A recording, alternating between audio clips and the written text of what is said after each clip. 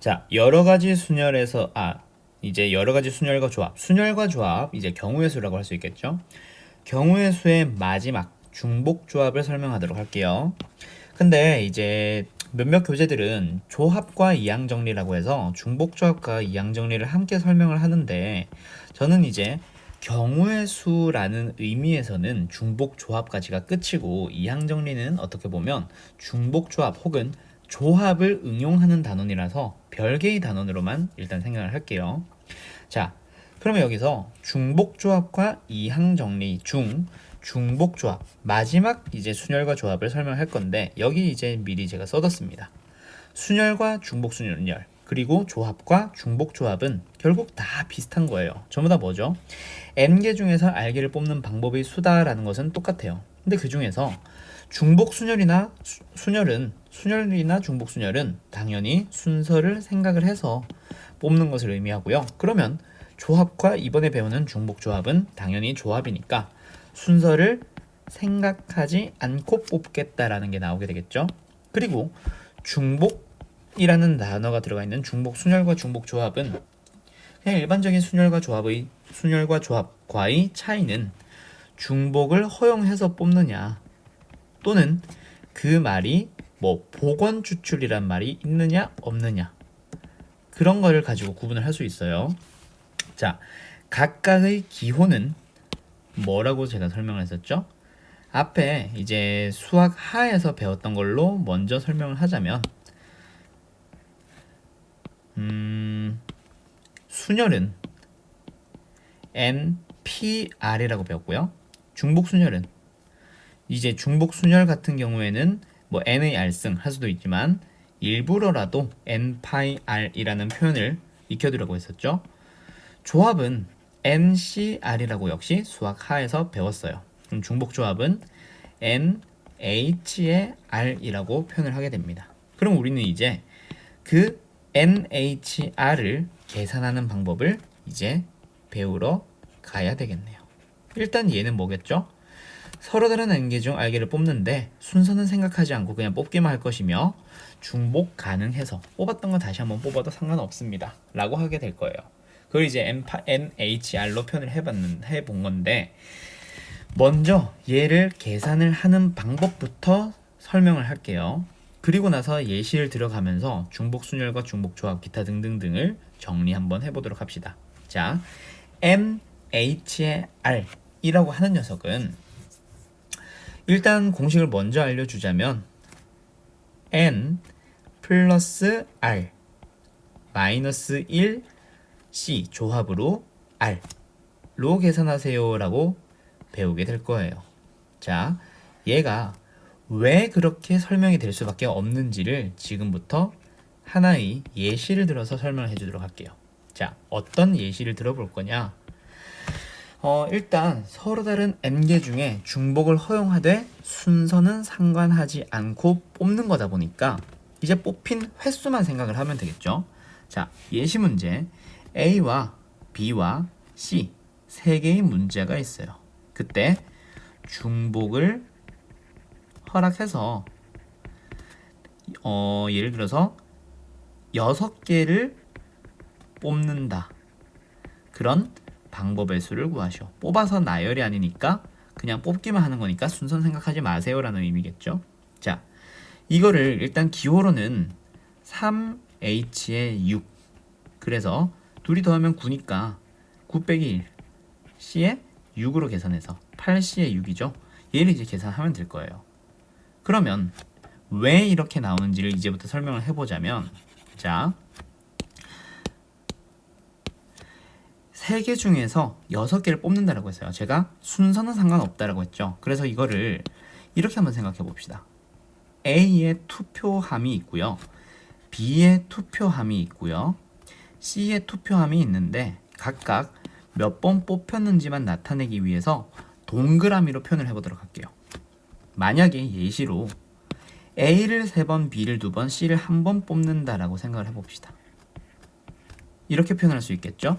또는 A를 1번, B를 3번, C를 2번 뽑는다라고 해보죠. 또는 예를 들어서 A만 4번, C만 1번 뽑을 수도 있죠. 이렇게 될 거예요. 그러면 이거를 어떻게 생각을 해보냐면 중간을 끊어서 보세요. 자, 그러면 결국 A, B, C 이거 무시하고 보면은 결국 어떻게 나열돼 있죠?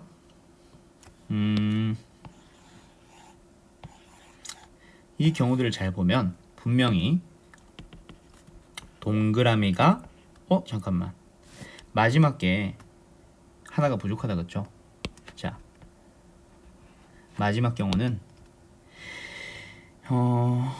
A 4번, C 2번 뽑는다고 할게요. 자, 이렇게 표현됐습니다. 그럼 결국 아무튼 뽑는 횟수를 나타내는 동그라미 6개와 각각의 A, B, C의 투표함을 나타냈던 막대기 2개, 3개를 구분하려면 막대기 2개가 필요하고요. 4개의 문자 A, B, C, D 4개를 칸막이로 구분하려면 막대기 칸막이가 3개가 필요하겠죠. 아무튼 이것들을 나열하는 방법의 수다라고 생각을 바꿨다라고 쳐봐요. 그럼 어떻게 되겠죠? 네, 같은 것이 있는 순열처럼 풀 수 있겠죠. 어떻게요? 8팩에 나누기 6팩에 곱하기 2팩이 될 거예요. 자, 그럼 얘를 조합으로 한번 넘어가 봅시다. 팩분의 팩, 팩토리얼 곱하기 팩토리얼 분의 팩토리얼이니까 분명히 어떻게 표현할 수 있죠? 8C에 6으로 계산할 수 있어요. 자, 그러면 이제는 계산을 하려고 하지 말고 그 8이 왜 8인지를 한번 생각해 보세요. 문자가 3개. 근데 칸막이는 그거보다 하나 적게 필요했어요. 3 빼기 1. 그리고 선택하는 횟수를 나타냈던 6. 이걸 더해서 이제 8이라고 표현이 됐었겠죠. 그리고 C 뒤에는 선택하는 횟수 6이 들어가 있는 거예요. 그러면 얘를 이제 공식화 해볼 수 있겠어요? 이 앞에 분명히 우리가 표현 방식으로는 3개 중에서 중복 허용하되 순서는 상관없이 6번 뽑자라고 했고, 얘를 얘로 넘어가 봅시다. 어떻게 되겠죠?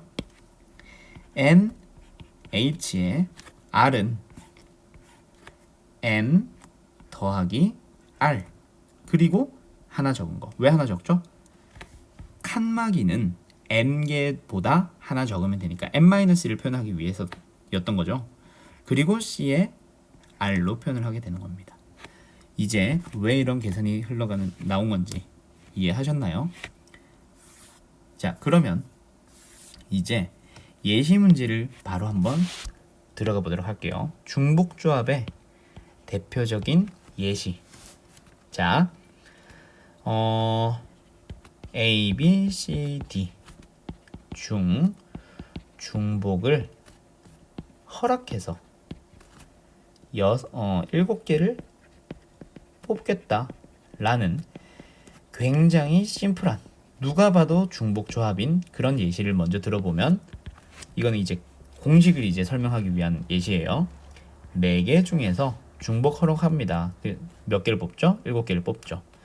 그래서 중복을 허용하고 그냥 뽑기만 하니까 순서는 상관하지 않네요. 몇 개를 뽑죠? 7개. 그러면 중복 허락하는 순서가 없는 조합이니까 H. 그럼 계산은요, 11-1, 10C에 7이 될 거고요.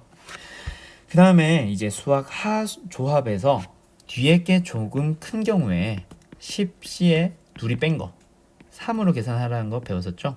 그럼 19, 8, 3, 2, 1 약분할 거 약분해주면 120이라는 답이 나오게 되죠. 이런 식으로 계산할 수 있겠어요? 자, 그러면 이제 본격적으로 제가 중복 순열을 설명하면서 얘기했던 중복 순열과 중복 조합을 구분 짓는 문제를 예를 들어 보도록 할게요.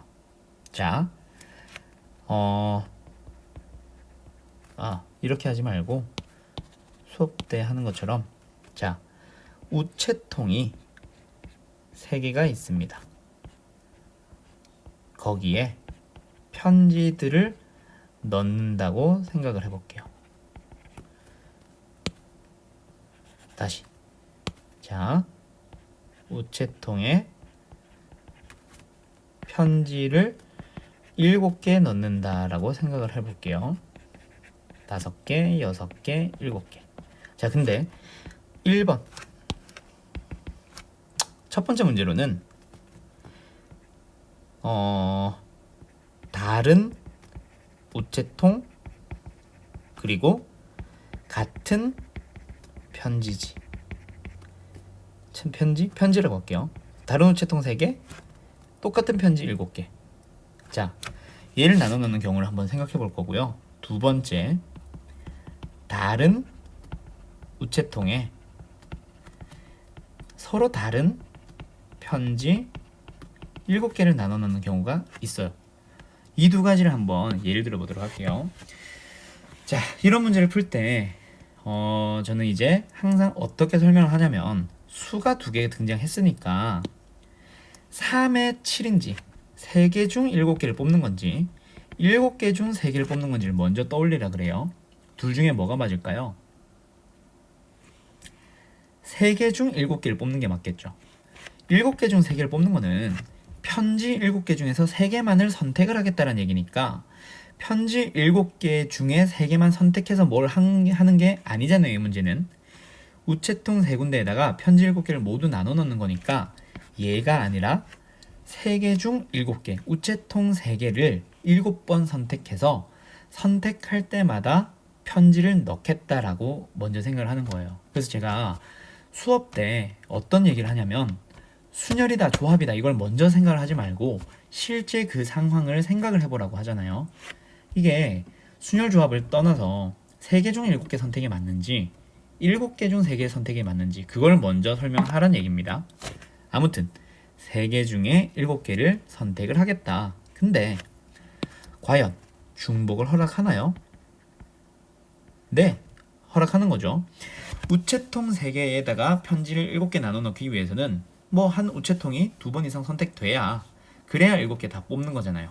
7개 다 나눠 넣을 수 있겠죠. 그리고 순서를 생각을 할까요? 안 할까요? 얘는 순서를 생각하지 않는 문제인 거죠. 자, 뭐 같은 편지지면 순서 생각 안 한다 이렇게 외우려고 하지 말고 순서가 왜 없는 거죠? 우체통이 처음에 뽑힌 우체통에 넣는 편지와 두 번째 뽑힌 우체통에 넣는 편지가 다른 편지인가요?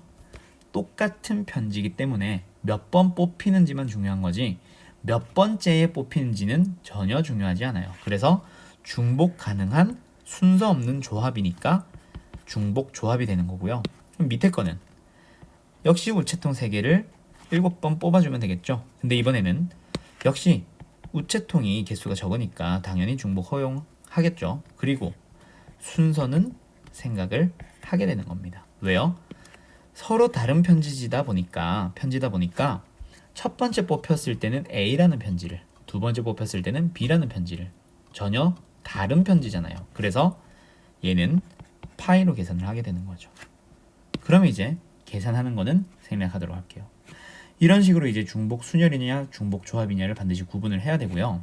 자, 중복 조합에서 흔히 나오는 대표적인 예시는 일단 우체통 문제, 뭐 과일 바구니 뭐 이런 것들이 있겠죠. 자, 근데 두 가지 예시를 더 들어준 다음에 중복 순열과 중복 조합이 섞여 있는 마지막 예시 하나 더 설명하고 마무리 지을게요. 첫 번째 예시 문제는 뭐냐면 여기에서 이게 중복 조합의 대표적인 예시 문제라기보다는 중복을 허락한다라는 표현이 아까 뭐 복원 추출 이런 말도 했지만 또 다른 표현 방식이 하나 더 있어요. 자, 뭐가 있냐면 서로 다른 과일 세 종류가 있습니다. 얘가 표현 방식이 여러 가지로 이제 똑같은 문제를 나타내게 되는데 서로 다른 과일 세 종류가 있는데 중복 허락해서 그래서 예를 들어서 뭐 5개를 뽑겠다.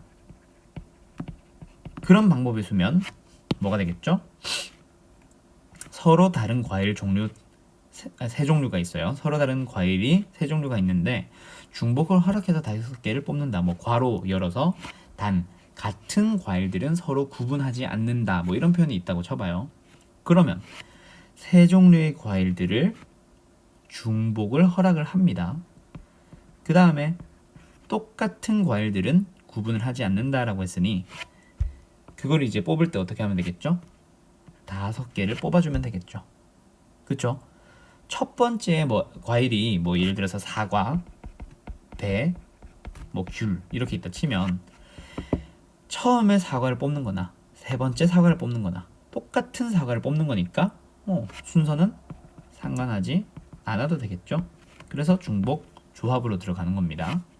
근데 이 표현 방식이 어떻게 바뀌어 있기도 하냐면 중복 허락한다라는 말이 아니라 세 종류의 과일들이 각 과일들이 충분히 있다라고 얘기가 나와요. 그러면 각 과일들은 충분히 많이 있으니까 5번 다 뽑을 수 있다라는 얘기가 돼요. 사과를 5번 뽑는 게. 그리고 충분히 있을 때, 충분히 많이 있을 때 이런 말이 아니라 각 과일은 10개씩 있다. 그러면 10개가 있으니까 한 과일만 역시 5번 뽑는 게 가능한 거죠.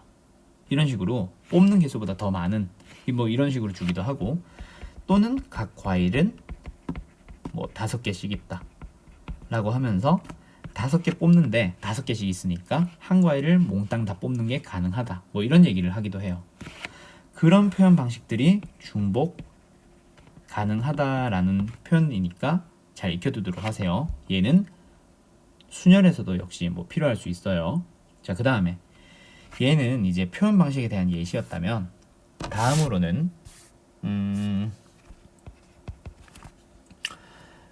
이제 중복 조합에서 나오는 제일 대표적인 예시 하나를 들어주도록 할게요. 얘는 수업 때 조금 더 자세하게 설명을 할 거니까 지금은 이런 유형 중 가장 기본 유형만 푼다라고 생각을 하고 이제 숙제를 하는 동안에는 더 어려운 문제가 있겠죠. 그 녀석들은 제가 수업 때 다시 한번 자세하게 얘기해 주도록 할게요. 자, x 더하기 다시요. 방정식이라고 합시다. 방정식 x 더하기 y 더하기 z는 7 다시 11이라고 합시다. x 더하기 y 더하기 z는 11을 만족하는 음이 아닌 정수 x, y, z의 순서상 x, y, z의 개수를 구하시오 라는 문제가 있다고 쳐볼게요. 자, 뒤에 거는 이제 필요 없으니까 좀 공간 차지를 해서 좀 지우도록 할게요. 아무튼 이런 방정식을 만족하는 음이 아닌 정수의 개수를 회의 개수를 찾아보도록 합시다. 그러면 얘는 어떻게 생각을 해버리냐면 자, 서술형용 풀이가 있고요. 객관식용 풀이가 있어요. 두 개는 어떻게 다르냐면 객관식용 풀이를 먼저 설명할게요. 자, 어떻게 아예 생각을 하냐면 흔히 못 들었을 수도 있어요. 이 11을 1 더하기 1 더하기 1 더하기 점점점 해서 1이 전체 11개 있다라고 생각을 하는 거예요. 그러면 서로 다른 문자 x, y, z를 3개를 중복 가능하게 그리고 순서는 상관없이 11번 뽑는 겁니다. 그러니까 한 번 뽑힐 때마다 1을 나눠주겠다라는 의미로 해석하는 거죠. 근데 왜 중복 가능하죠? 당연히 x가 11 빵빵 나오는 것도 가능하니까요. 또는 그리고 왜 순서는 상관없냐면 첫 번째 뽑히는 1이나 두 번째 뽑히는 1이나 동일한 1이기 때문이에요. 몇 번 뽑히는지만 중요하니까. 그래서 3H11로 계산하자라고 바로 들어가는 겁니다. 이게 객관식용 풀이. 그러면 서술형용 풀이는 어떻게 되겠죠? 자, 일단 이거는 가장 기초 문제라서 3H11로 바로 들어가요. 오케이? 자, 그러면 얘를 살짝 응용하는 문제에서는 객관식용 풀이와 서술형용 풀이가 달라지는데 어떻게 달라지는지는 예시를 역시 들어볼게요. 똑같아요. 방정식 x 더하기 y 더하기 z가 10일이 된다라고 하는데 을 만족하는 그런 자연수 XYZ가 있다고 쳐봐요. 자연수 XYZ. 자, 그럼 어떻게 되겠죠? 자연수는 0은 안 되겠죠. 자, 우리가 중복 조합이라고 하는 거에는 항상 뭐가 들어가냐면 한 놈만 뽑혀서 다른 것들은 0이 되는 것도 항상 포함을 하는 거예요. 근데 이제는 그냥 3H10이라면 0 되는 것들을 포함을 하게 되니까 그냥 계산하면 안 되겠죠. 그래서 객관식용 풀이는 생각만 하는 거예요. 어떻게 하냐면 역시 1이 11개가 있는데 그 11개의 1들 중에서 하나씩은 X, Y, Z한테 나눠주고 시작하는 거예요.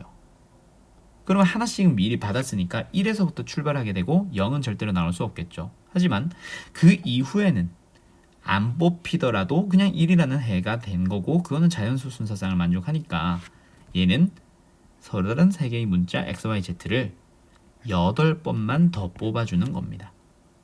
이해됐나요? 이게 객관식용 또는 모의고사용 또는 빠른 풀이가 되는 거고요.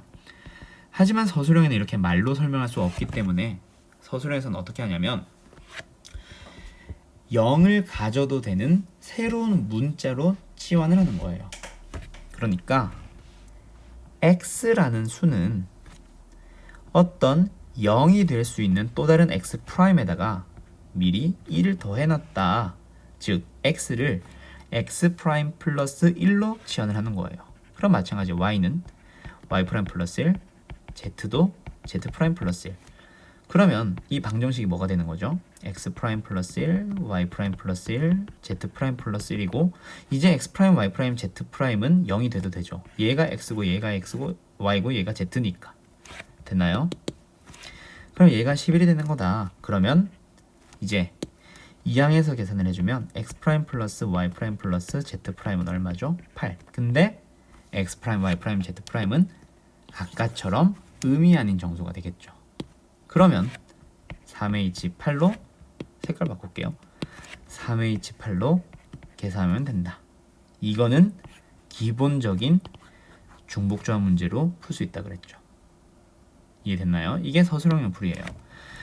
그러면 방정식 문제를 더 다양한 예시를 들어볼게요. 이번에는 방정식 x 더하기 y 더하기 z에서 11인데 을 만족하는 그런 뭐 자연수라고 일단 할게요. 자, 근데 x는 반드시 1보다 크거나 같고 y는 2보다 크거나 같고 z는 3보다 크거나 같다라고 하면 그럼 어떻게 되겠죠? 객관식용 풀이라면 1들이 11개가 있는데 x한테는 1개, y한테는 2개, z한테는 3개 나눠줬어요.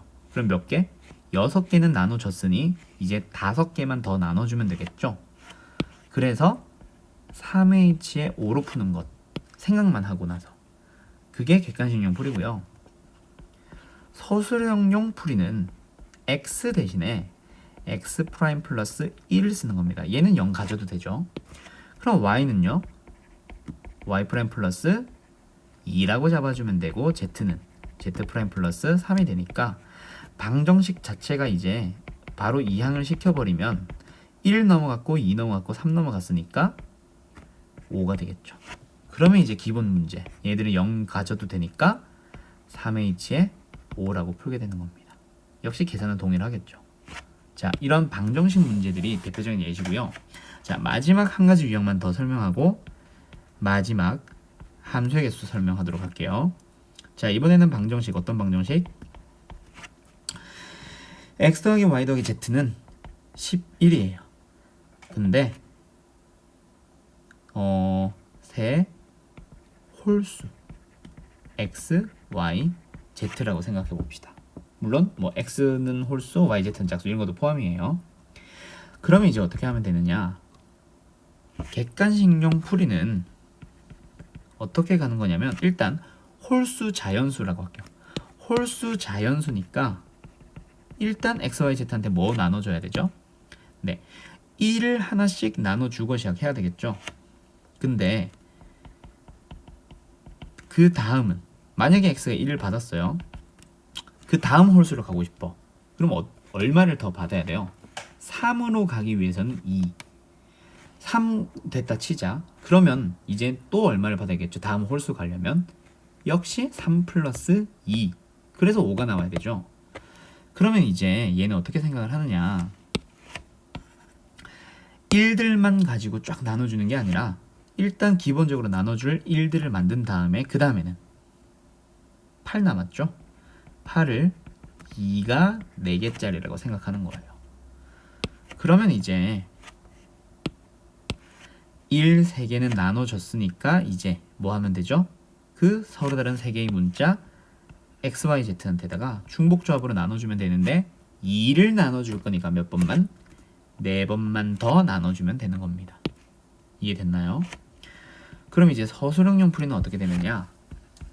x를 어떻게 잡아주냐면 이 x 프라임 플러스 1이라는 홀수를 표현을 하는 방법을 이용을 하는 거죠. 그리고 홀수 자연수니까 뒤에 1을 더해 놓는 형식으로 홀수를 표현을 해야 돼요. 이 x 프라임 마이너스 1로 표현하면 절대로 안 되겠죠? 그래서 이제 방정식 자체가 어떻게 바뀌게 되겠죠? 얘는 하나하나 좀 쓸게요. 2x 프라임 플러스 1, 2y 프라임 플러스 1, 2g 프라임 플러스 1는 11이니까 2x 프라임 플러스 y 프라임 플러스 z 프라임 1, 1, 1은 넘어가서 8이 됐고요. 그럼 이제 x 프라임 더하기 y 프라임 더하기 z 프라임은 4니까 x 프라임 y 프라임 z 프라임은 0을 가질 수 있는 그런 방정식이니까 3의 이치에 4가 되는 겁니다. 이해됐나요? 그렇게 푸는 방정식 문제가 중복조합의 제일 대표적인 예시 문제가 되고요. 방정식뿐만이 아니라 부등식도 존재하는데 그 부등식 문제는 수업 때 더 자세한 얘기 다루도록 할게요. 그럼 이제 마지막 유형. 아까 누가 있다 그랬죠? 네. 함수의 개수라는 녀석이 있는데 얘는 수학하에서 배웠던 녀석들과 이어서 계속해서 진행해 볼게요. 자, 바로 예시로 들어갑니다. x라는 집합이 있어요. 1, 2, 3, 4에서 y 1, 2, 3, 4, 5, 6으로 가는 그런 함수를 계산을 할 건데 첫 번째는 그냥 함수의 개수, 두 번째로는 1대1, 지금은 대응이 될 수 없죠. 1대1 함수의 개수, 세 번째로는 이제 식으로 표현이 되는데 문제의 식으로 주어지는데 해석을 잘 해봐요. x1보다 x2가 더 크다. 그러면 함수 x1보다 함수 x2가 더 크다. 네 번째, x1보다 x2가 더 크다. 그러면 fx1보다 fx2가 더 크거나 같다. 모든 x의 원소 x1, 2에 대하여 뭐 이런 문제가 있다고 쳐봐요. 그럼 이제 얘들을 구분 지어 봅시다.